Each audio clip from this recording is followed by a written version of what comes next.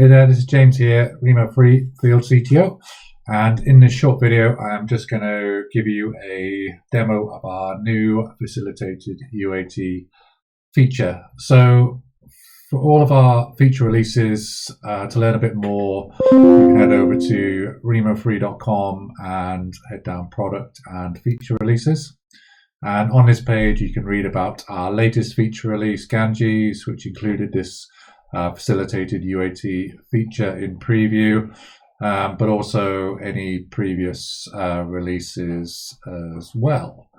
So without further ado, let's jump into it. So I'm just over here on my Remo Free demo tenant, and first of all let me show you how to enable this feature. So it's not enabled by default because it's still in preview, and we're currently sort of taking feedback to help us improve the feature. But to do it, it's part of the advanced and customers menu. So find your Remo Free tenant. So as a admin user, you'll only have access to your own tenant. If you don't see this, then get in touch with your admin or speak to us at Remo Free and we can help you. But basically you need this button ticked to enable the UAT feature. Once that has been ticked, to access it, so let's say we want to do a UAT test of this application, I'll go into the package details page, and if this feature is enabled, you will now see this button up here, Facilitated UAT. And really straightforward. To initiate a UAT test, I just click on this button and you're presented with a few options here. So you can either set it up for your target environment or your AVD environment, and these refer to how you've got the Remo Free environment set up. So if I just head over to Manage Environments, and this would either have been done when you first provisioned the Remo Free tenant, or you can do it at any time where your target environment updates. So for me, I've got this set to Windows 11 23 H2, and of course you can use custom images as well for your target environments. This is really around our sort of single session physical image, Windows 365 Cloud PC image. And then we can also do Facilitated UAT for AVD testing as well. So we can use our multi-session image if we wish to. Of course, we could also use a server image or custom build if we want to. So all possible. But whatever these are set to, this is what will get provisioned as part of that UAT feature. So let me just head back over into the app and let's start the provisioning process for this application. So I'm just going to do standard target environment, and you can either provision the VM with a private IP address. So this will be a private IP address provided as part of the virtual network that we deployed into your resource group, so the Remo Free VNet. So only use that option if you're able to access that IP address range from maybe a jump box or some other way. However, you can also define a public IP address as well. So it really depends on your network. So for example, if you had this deployed and these were domain joined, so your domain users were going to be doing this UAT testing, then you could likely use the private IP address because it will be available internally within the network. However, if you're cloud, then you may want to choose public IP address and have this available publicly for a short period of time.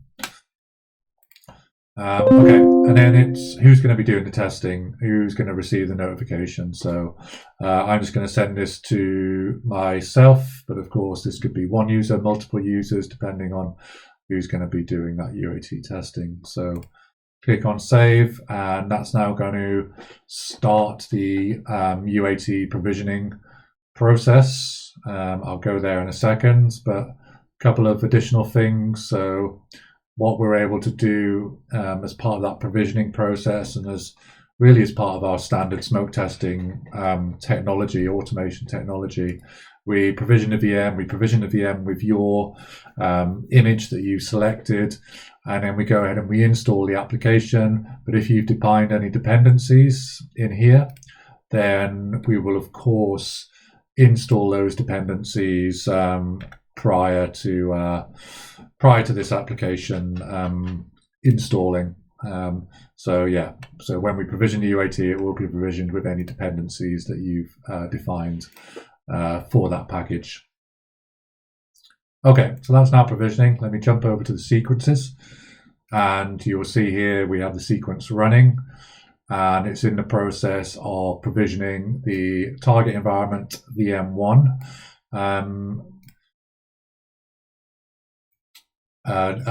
virtual machine, and it's going to be running Windows 11 23H2, which is what I define as my target environment.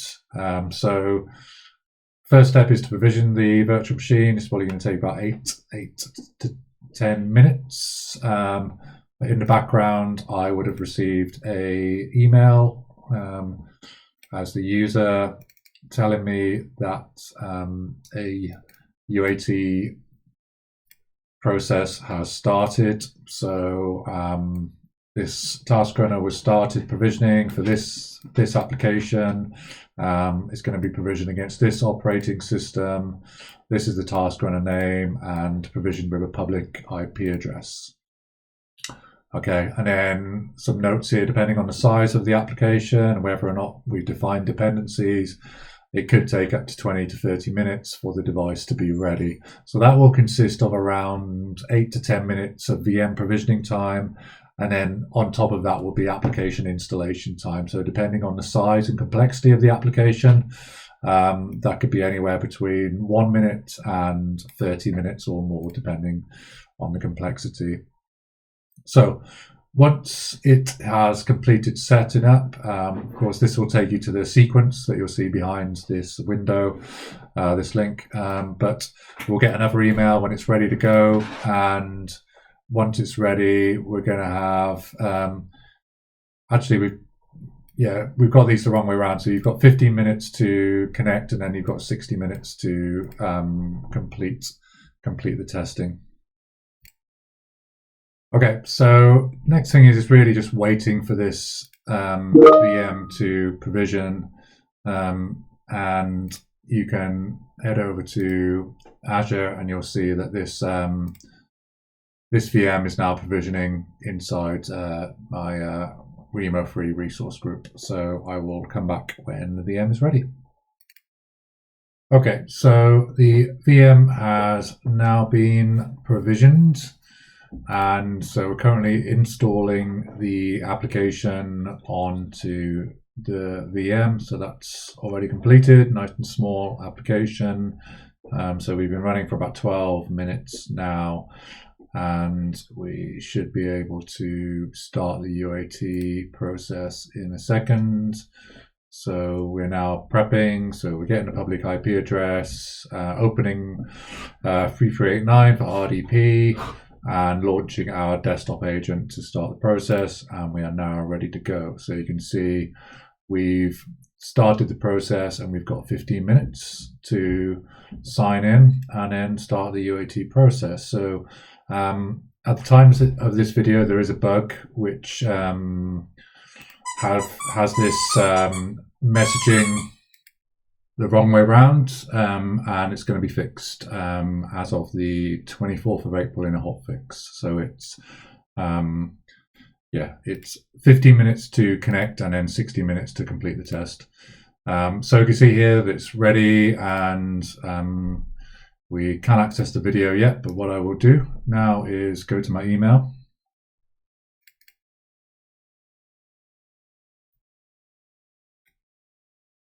And you'll see that the manual UAT has now been provisioned. So for this application, we've got a public IP address, and we've now got 15 minutes to connect to the device.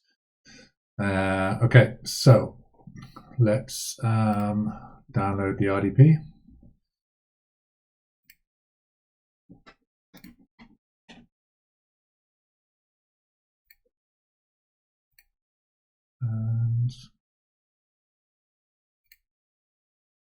And to sign in, we need to use the auto login account. So whilst we send emails to users using their email address, to actually sign into the account, we have to use the auto login account. If you don't remember what it is, then yeah, it's would have been done as part of the provisioning of the Remo Free tenant. If you've done domain join, it will be inside the Key Vault, inside your Remo Free subscription. So just give yourself access to secrets, and then you can see the auto login username and password, which you're able to go into and show the secret value will reveal the username and password. So just a quick tip there. So let me just sign in on my other desktop.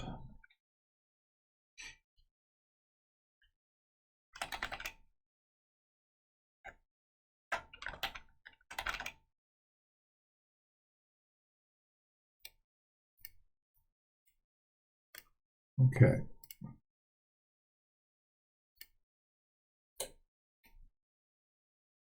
Okay, so here we are now. You can see that we are ready to start the session, and this 15-minute clock is just counting down. So let's start the session. And you can see now we've got 60 minutes to complete the session. So let's get cracking. So we can start and launch the application. So there we go, successful launch. So here's where we can take some notes, take some screenshots. So take a screenshot and say 7-zip successful launch. There we go, add that to the records. And let's continue. So we can go into options. And then, yeah, just make sure all the options, everything looks good as expected. So if you've got customizations as part of your install, you can check that everything has been customized successfully. Make any changes you need. Check if things are working as they are. So yeah, let's run a benchmark. Take another screenshot. Benchmark launched. Add that, and yeah, so there you go. Do your functional testing. If you really wanted to, you've got Power Automate Desktop, which is included with Windows 11 now. You could launch Power Automate Desktop. Let's say you have to do this, a user has to do this test over and over again. They could launch Power Automate Desktop, sign in with their cloud credentials, and record these steps. Power Automate Desktop is great at that. Record these steps, and then if you wanted to retest the app on another OS or an updated version, you could rerun that recorded flow to check those steps complete successfully. Alternatively, other useful functions or ways to use this feature, you could launch an app packaging tool of your choice and maybe capture installation steps. So package an application, and then you could add onboard that package to Remo Free for further testing, conversion, modernization, export to Intune, etc. So you've got multiple possibilities beyond the core UAT functionality. So anyway, completed the test, so let's end the session.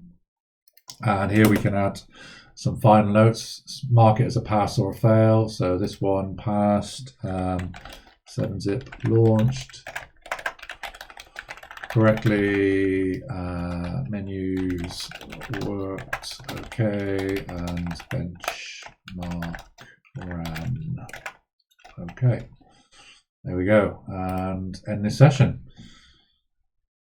So what this will now do, it will go through the deprovisioning process. So we can disconnect from this VM. You can see here it's updated the console view here. So we've got my screenshots that I logged. So 7-zip successful launch, benchmark launched, provided a GUID of the screenshots, and we'll be able to access them here. So you can see this GUID referred to the launching of the application, and then this GUID refers to the benchmark run. So we captured these screenshots, and of course the full recording of the session is available. So it's me accessing the application and putting it through its paces, capturing the screenshot. So full session was recorded. So that's full audit trail for your functional testing of your applications. And this is great for those of you that have really struggled in the past with capturing these functional tests that your end users do or application owners do, where it's all based on a trust model. Now you have full audit trail of that activity for each of your applications that require functional testing. So finally, the application's uninstalled and the task runner is deprovisioned.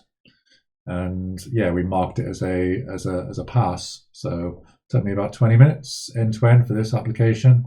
But where can we see the results for this? So if I head over to my migration suitability dashboard, you'll see this application. So on here we have visibility of our automated smoke testing results and our performance measure. So comparing performance of target versus the baseline. And then of course our UAT results as well is shown here. So again, we can click on this, which will take us to that sequence which I showed, where you can access the console view and the video and the summary notes, all of that available here. Also, it's part of our migration suitability report as well. So you can access that as part of a CSV file. Let me just open it up.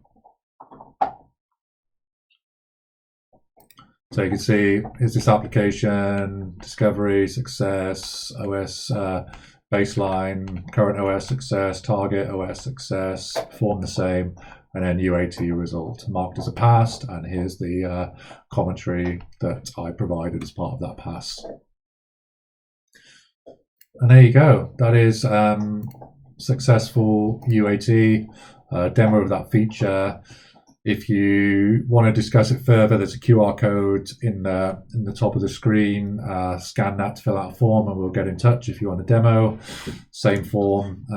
We're happy to show this to you and the wider Remo 3 platform. But thank you for watching. Take care.